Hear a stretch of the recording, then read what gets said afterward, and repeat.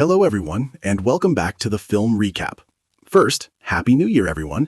I wish that everyone who watched this video a better year than the last one, and to achieve better things in life. And to kickstart a new year, today I will review the series from HBO about the Chernobyl nuclear disaster. Early in the morning of April 26, 1986, in Ukraine of the former Soviet Union, an explosion shook reactor number 4 of the Chernobyl nuclear power plant. The explosion happened for an unknown cause. Everyone thought this was a normal fire, but according to official statistics, the amount of radiation produced by this accident is equivalent to 400 times the American atomic bomb dropped on Hiroshima, Japan. Everyone knows about this incident. It was the Chernobyl incident that made everyone afraid. So to know how terrible this disaster is, please bear with me to the end to see the suffering of people affected by that incident. The story begins in the early morning. A blonde woman named Ludmila woke up to go to the bathroom in the middle of the night when suddenly there was a loud explosion outside. A fire burned in the direction of the nuclear power plant in the distance. Her husband is Vasily, a firefighter who received a notice to immediately go to the nuclear power plant to put out the fire. At this time, no one understood the seriousness of the incident. Before leaving, Vasily joked that this was just a very normal fire. He told his wife not to worry. The fire truck quickly arrived at Chernobyl. The reactor in front of them was blown apart. In front of them was nothing more than a pile of rubble. The graphite moderator blocks had exploded and were scattered all over the ground. Each piece of graphite is an extremely strong radiation source. At this time, firefighters still did not know the condition and were not wearing any protective equipment. They started installing water pipes to put out the fire. They basically didn't know that they had come to the most dangerous place in the world. Gradually, someone discovered that the situation was not good. Radiation burns began to appear on their faces. There was also a firefighter who, out of curiosity, picked up a piece of graphite. Immediately, his gloves began to melt. His palm was burned and the flesh was constantly corroded. A few minutes passed and the firefighter began to vomit continuously and even lost consciousness. The firefighters behind immediately kept moving forward. Even as these heroes fought with their lives, the engineers in the control room were still in denial. At this time, the warning lights on the control panel were all on. The warning device kept sounding one after another. Deputy Chief Engineer Anatoly Dyatlov was in the control room that night. He was completely unclear about what was going on, but his first reaction was to quickly push responsibility onto two subordinates. Then an engineer ran in with a scared look on his face, saying the reactor core had exploded. After hearing this, Dyatlov completely dismissed the news, even said the man was scared out of his wits. The reason he didn't believe it is because the reactor core cannot explode under normal circumstances, and if there really was a problem with the reactor core, then it was no longer a normal nuclear accident. Actually, after the engineer said the reactor had exploded, Dyatlov sneaked out to take a look. He saw with his own eyes the graphite from the reactor core exploded into pieces on the ground. He also smelled a metallic swell in the air. When he returned to the control room, he lied and pretended to see nothing. He also continuously sent subordinates to the reactor to explore the situation, but such behavior was no less than directly sending them to their deaths.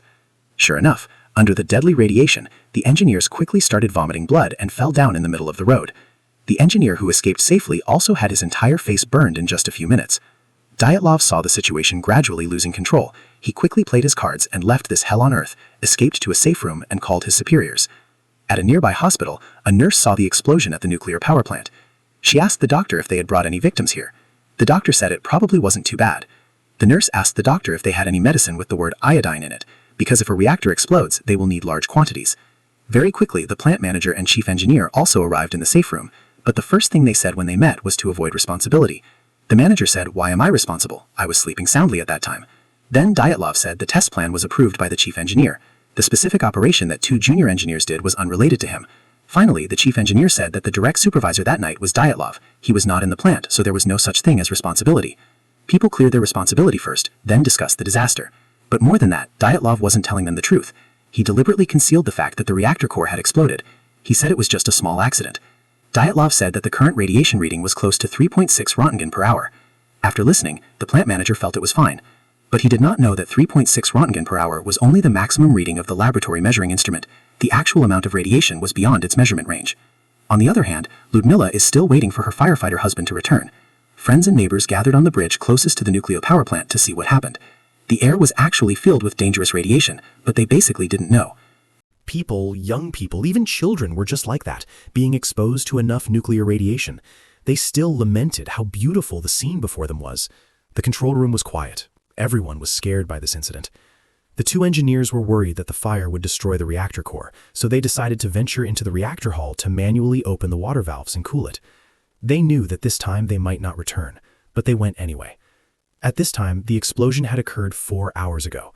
Local government officials finally met to negotiate solutions. As soon as the plant manager started, he acted like nothing was wrong.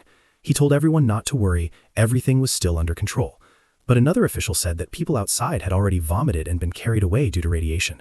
Therefore, he recommended evacuating the whole town. At this time, an old man with the highest military rank stood up. His next words were no less than a death sentence for countless innocent people. "We will blockade this city. No one is allowed to leave. Shut down phone lines to prevent the spread of misinformation by firefighters. We need to prevent people from sabotaging the fruits of our labor. That's right, comrades. We will be rewarded for what we do tonight." An engineer proactively went in to report the situation. He said he measured the radiation from a nearby reactor.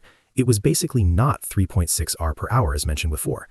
The situation now was that even an instrument measuring 200 R per hour was overloaded. It even broke as soon as it was turned on. Moreover, he also saw the broken graphite scattered on the ground. Dyatlov was extremely angry at this time, arguing it was a myth.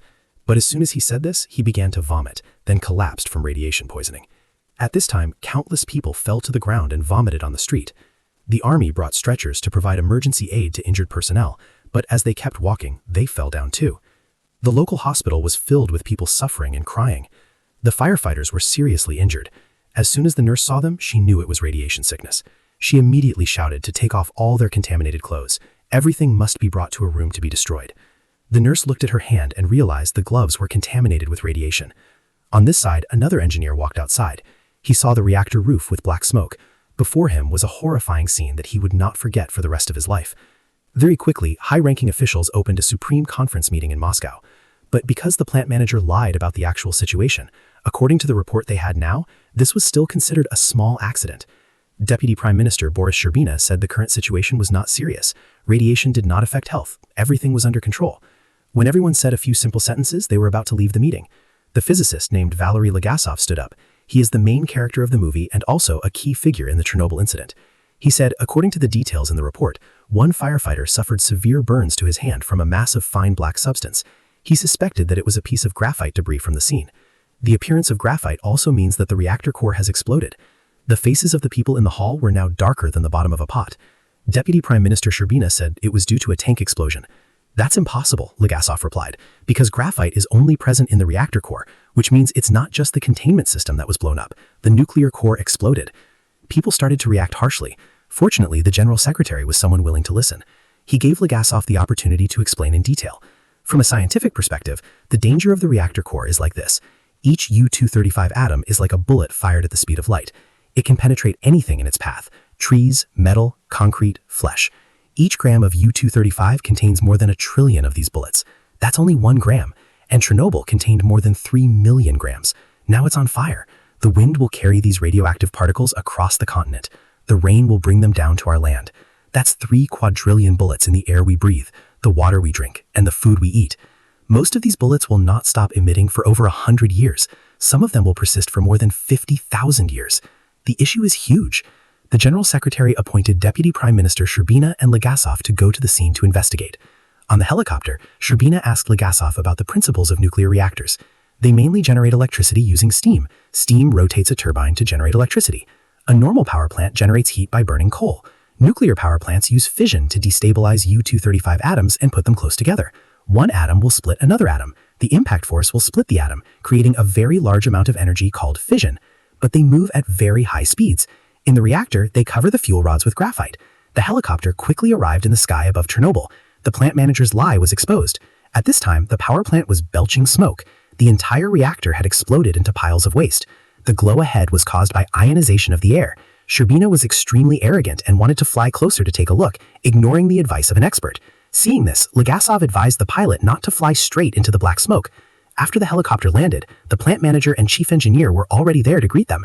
As soon as the two met their superiors, they were constantly flattering them, also boasting that disaster relief work had achieved excellent results under their leadership. In the face of disaster, where there are villains, there are also heroes.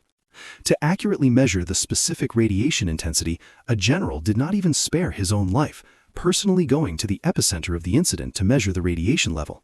Then he returned with results that shocked everyone. The radiation level in the plant's fault area had reached 15,000 Röntgen per hour. There was no doubt anymore. This was a world-class disaster. Hearing this news, the Deputy Prime Minister immediately sent the plant manager and chief engineer away. He announced he was officially taking over at Chernobyl. The first step in disaster relief was to put out the fire. But once water is sprayed into the burning reactor core at over 2,000 degrees, it will evaporate immediately. Before that, the fire team and the army had used water to put out the fire. Any more might cause it to flow to the ground, causing serious pollution to the groundwater. At this time, Legasov proposed using helicopters to drop boron and sand. A rough estimate required 5,000 tons, but doing so presented a problem. The radiation level above the plant site was enough to destroy all helicopters and pilots, so this was another suicide mission. At this moment, in the nearby forest, wild animals had almost all died because of radioactive fallout. Helicopters in the air began transporting boron and silica-containing sand to extinguish the fire. Indeed, misfortune never comes alone. Soon, a helicopter lost control, entered the thick smokescreen, hit a cable, and immediately crashed. Deputy Prime Minister Sherbina also realized the danger of this place and stopped being arrogant. One thing that touches everyone is that all remaining pilots still risked their lives to complete the mission, but the price they had to pay was terrible. According to data, the pilots who participated in the action at that time all died within a few years. The aircraft used in that mission were also completely abandoned. Elsewhere, at a nuclear institute 400 kilometers away from Chernobyl, scientists also discovered abnormalities. The alarm showed that the amount of radiation in the air was unusually high. A nuclear physicist named Ulana Komyuk took a sample from outside the window and determined that it contained iodine-131. The source of contamination was U-235, nuclear fuel, meaning the contamination came from Chernobyl. She suspected the place had turned into a giant nuclear waste dump. She immediately went to the local government and recommended that officials evacuate people from the city as soon as possible. But officials did not take her word seriously. Before leaving, she gave the secretary a bottle of iodine pills to help block radioactive iodine uptake. "You should go straight east now," she said. In fact, by this time, radioactive dust had already flown to Europe with the wind. Even the Swedish Research Institute discovered radiation anomalies. Then the Americans used satellites to photograph the Chernobyl fire. France had banned children from going outside. Under international pressure, the former Soviet Union finally admitted that there was a fire at Chernobyl, but they still hid the truth about the nuclear explosion. Under pressure from public opinion, they began dispatching a large number of buses to evacuate people from Pripyat. The army went from door to door to evacuate people. All residents were taken to assigned shelters. In just a few short hours, the entire city of nearly 50,000 people was empty. Ulana received a call from the secretary the other day. Authorities were trying to use boron and sand to extinguish the fire, so she decided to go to Chernobyl to contribute. She went to Sherbina and Legasov to directly point out a fatal flaw in their fire extinguishing plan. The plan was to use boron and sand to cover the reactor core, but at super high temperature, the sand would quickly melt into molten lava. The lava would melt through the concrete floor slabs below within 2 days. Legasov believed the basement reservoirs were dry. Ulana said they had overlooked one thing. The firefighting effort had pumped a large amount of water into the basement. If lava flowed into the final reservoir and encountered 7,000 cubic meters of water, it would cause a massive steam explosion. Everything within a 30-kilometer radius would be completely destroyed, including Chernobyl's remaining 3 reactors. Europe would be plunged into catastrophe.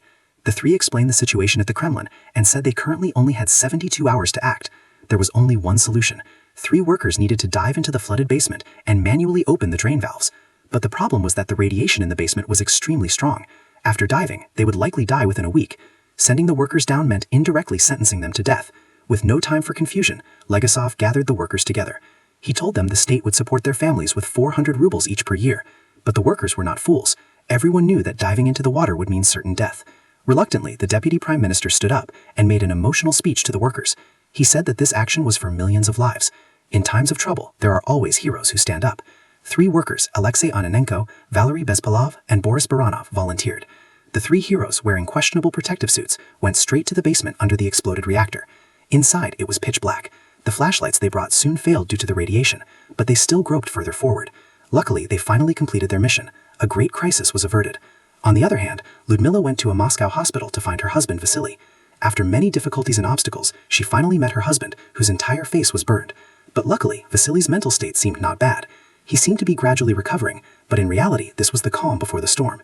In the evening, Ludmila Awakened by her husband's screams, by the time she ran to the hospital room, Vasily's whole face was destroyed, and blisters were growing all over his body. She looked at her husband, who was still healthy the day before, now turned into this appearance. Ludmila was heartbroken, but to encourage her husband, she forced a smile. She even deliberately closed the curtain and told her husband that outside was Red Square and the Kremlin that he always wanted to see. Next to it was also St. Basil's Cathedral and the Lenin Mausoleum. After hearing this, Vasily was extremely pleased, because he had once promised to take his wife to Moscow. This time he felt he had finally fulfilled his promise. But Vasily did not know that there was actually nothing outside that window. Ludmila just wanted to give her husband a final moment of peace. As time passed, a new problem appeared at the nuclear power plant. The three heroes diving into the basement had only temporarily quelled the crisis. The molten core was still sinking. According to measurements, the concrete layer could only last 6 to 8 weeks. The lava would then still flow into the groundwater, ultimately affecting the drinking water sources of 50 million people. The only way now was to dig a giant tunnel under the reactor and install a heat exchanger for cooling. Because the construction site was located below the melted reactor core, who would carry out this suicide mission became the most difficult problem. At this point in the story, heroes appeared, the miners, covered in coal dust. The workers all understood that this mission was dangerous. In the beginning, no one was willing to go, but when they learned that this was related to the drinking water of tens of millions of people, they were ready to start without hesitation. Before leaving, they smeared coal dust on their bodies, dressing in their mining outfits.